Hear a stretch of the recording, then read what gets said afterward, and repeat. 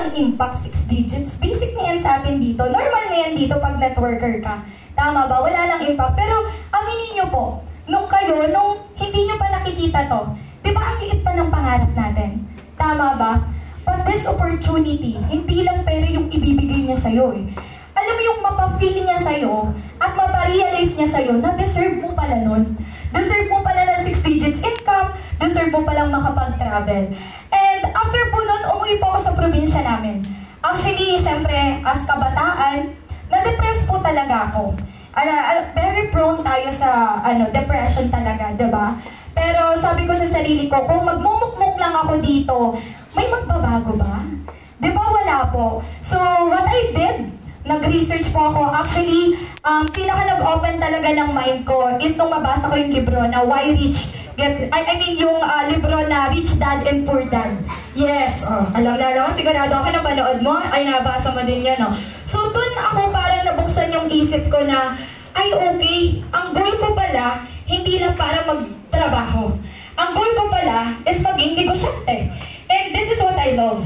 Yung makakita ng maraming tao na ganito, na sobrang nai-inspired at sobrang interesado mag-business. So, kaya po nung nabasa ko po yun, naghanap po talaga agad ako ng opportunity online. And actually, ayan, makikita niyo po dito. This is my mentor, Mentor Michael Joven Bejado. Yes.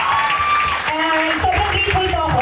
Talaga, grabe, no? Kung sino pa yung stranger sa buhay mo, sila pa pala ang tutulong sa'yo.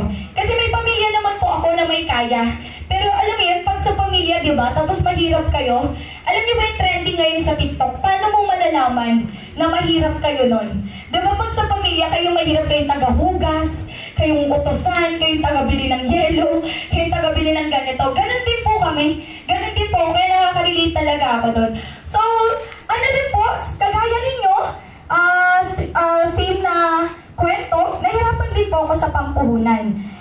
Pero alam niyo po, sa totoo lang, ewan ko ba, sa sobrang hirap na po ng buhay na nahirapan ko, wala na lang sa akin yung pinaka-starting na kapital natin. Kaya para po sa mga baguhan dito, no, I'm talking to all of you.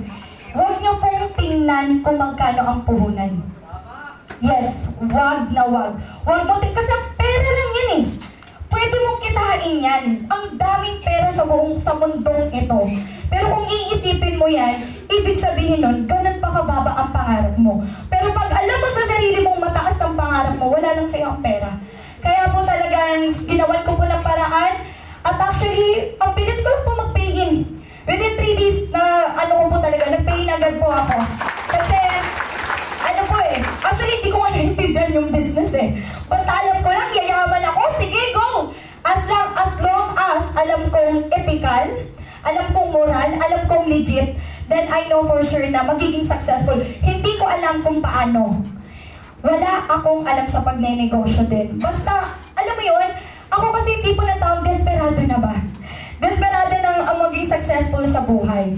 So, ayun, hindi po ako, actually, 4 lang po ang slides ko. So, ayan na po yung buhay na binigay sa akin. Pero, wait lang po Bago po ninyo makuha yung sasakyan, financial freedom, time freedom, hindi po siya madali. Hindi porket nagsimula ka dito, baby step lang yan eh. Diba? Pag meron kang ginawa, nag-decision ka ng isang bagay, don't expect na ganun kadali. Kaya tayo mga Filipino, madali tayong ma-scam kasi bakit? Gusto natin ng easy money. Diba? Pero